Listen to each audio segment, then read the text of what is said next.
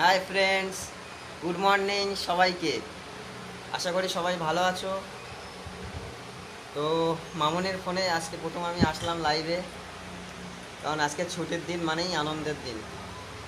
প্রথমে গেছিলাম এই যে অশ্মিকে নিয়ে বাজার করতে, বাজার করে আসলাম এই রোদ্দুরের মধ্যে, প্রচণ্ড ঘেমে গেছিলাম দুজনেই। ও তো খুবই এক্সাইটেড ছিল, অনেকদিন বাজারে যায়নি। আজকে ছুটির দিন যেহেতু সেহেতু ও বললো বলে আমরা দুজন গেলাম। গিয়ে প্রথমেই চিকেনের দোকান থেকে চিকেন নিলাম।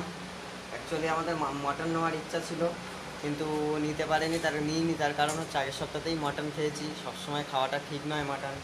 তো আজকে ওই জন্যে চিকেনের দোকানে গেলাম, বাট চিকেন নিইনি। এটা নতুন কিছুই নিয়েছি, সেটা হচ্ছে বরান মুরগি নিয়েছিলাম একটা গোটা, নিয়ে কেটে কুটে নিয়ে এসেছি। দেখো এবার রান্না হবে। তো দেখো তোমাদের মামুনি কি করছে, ও রান্নার জোগাড় করছে। ঘেমে তো একেবারে একাকার হয়ে গেছে।